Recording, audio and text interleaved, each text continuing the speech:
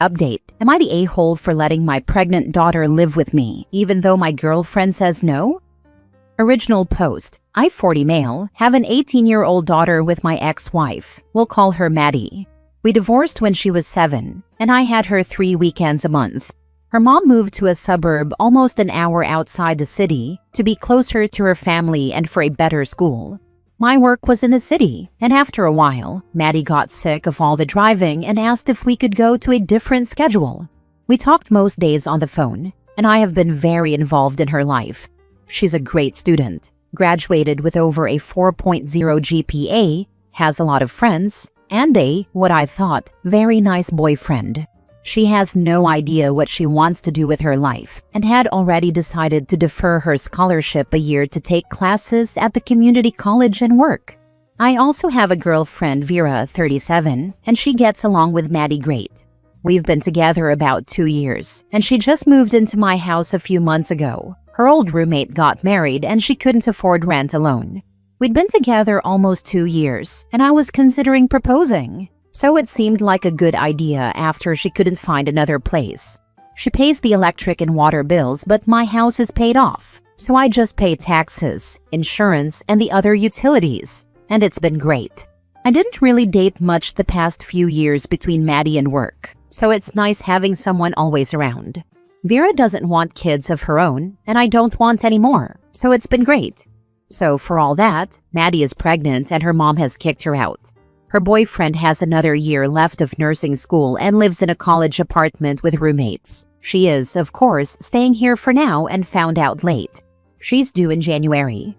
She and her boyfriend went over the options and decided to keep the baby.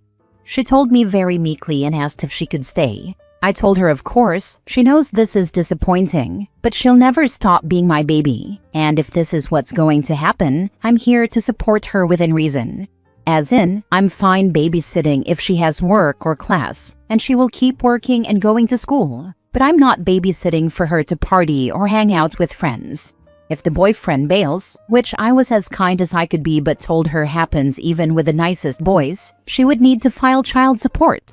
And I would give her grace before and after birth. But when she's recovered, she will go back to doing chores on top of baby ones.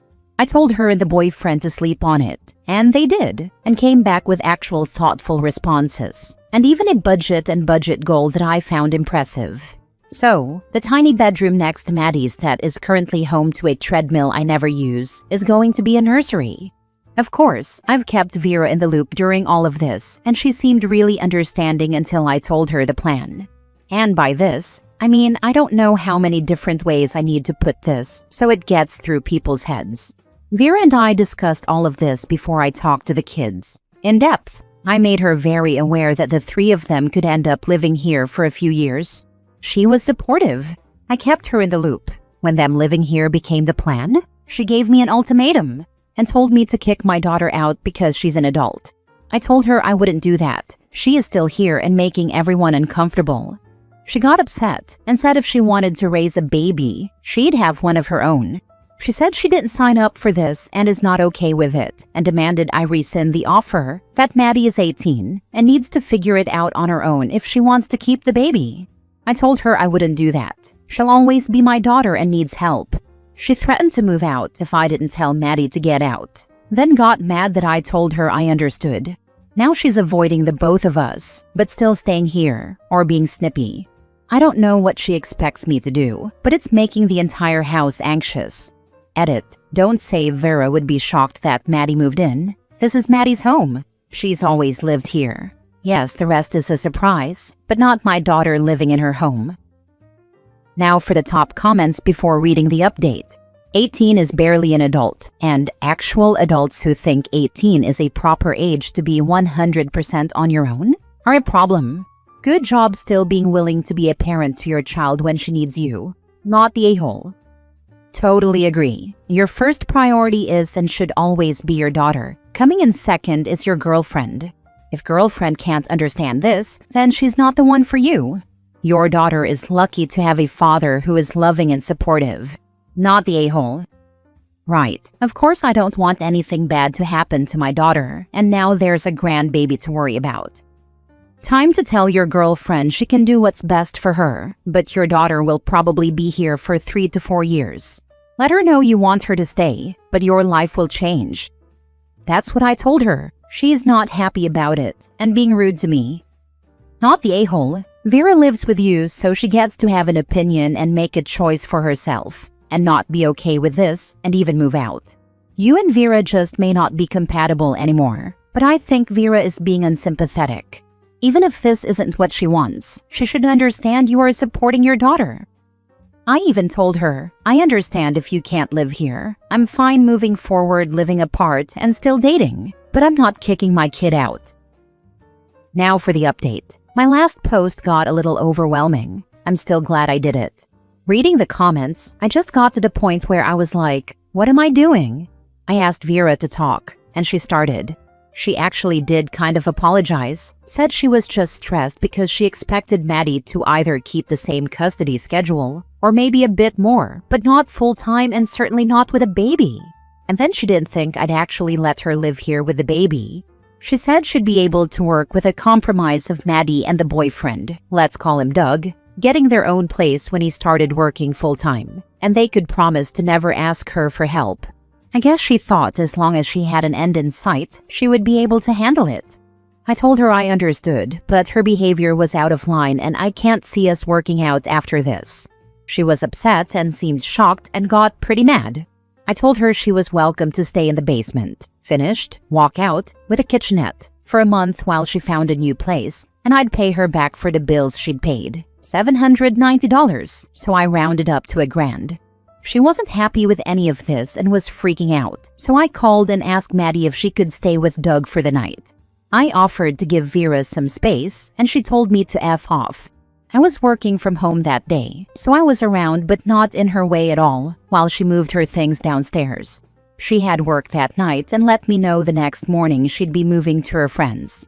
I offered help, but again she said no and left her key on the counter. I changed the security code but told her if she left anything there, just to let me know, and I'd let her in to come and get it. So I thought there'd be no drama. I was obviously sad but felt better about the whole thing. We can't prove anything, but Maddie's carnivorous plants started rapidly dying the last few days, and she said a bunch of her concentrated fertilizer was gone. We all know not to touch them or water them, as in she had me install rain barrels because they can't have tap water. She's devastated and hasn't said it directly, but I think we both believe Vera did something to them.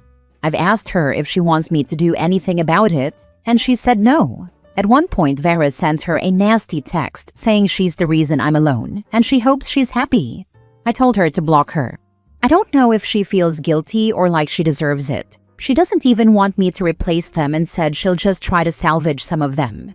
So if anyone knows of good sites in the US to buy pictures or pings, hit me up. So, not great. I'm gonna stay single for a while, obviously. But there's some good news. I have a female friend who Maddie has known forever and has had kids, and she took her out to lunch. My issue was that Maddie thought she could power through and take courses in the spring with a newborn. She wouldn't listen to me and told me she'd make it work. My friend was able to convince her that one semester wasn't going to ruin her life, so that is a positive. And the boyfriend, Doug, I talked with his parents. They are like me, not thrilled but going to be supportive and excited for a grandbaby. They live over an hour away, but I told them I had a spare room they could use when they visit. And Doug, who does work part-time while he's in school, I told him yes, work this semester. But next semester, your #1 job is to finish your degree no matter what. I am willing to support them both financially and with the baby more than I normally would next semester, because I know the best way to ensure my grandbaby has a good life is making sure their dad has his degree and a good job. He seemed to understand and was thankful. Maybe he's not as much of a ding-dong as I thought he was, lol. So to recap, I broke up with Vera and she moved in with a friend. We don't know if it was her, but Maddie's plants have been dying and she's devastated. But the boyfriend is doing good and moving in, so he can be a present parent. You're a great example to Doug in how to father a child. Yes, OP is. You are doing a wonderful thing for your daughter and her boyfriend. It's ideal to do things in a certain order, but it doesn't always work out that way. OP giving them a place to stay and supporting them and their babies so they can finish school is amazing. OP is my hero dad for today. Good riddance to Vera. As far as the plants go, I'd try transplanting them. Remove as much soil as possible from the roots first.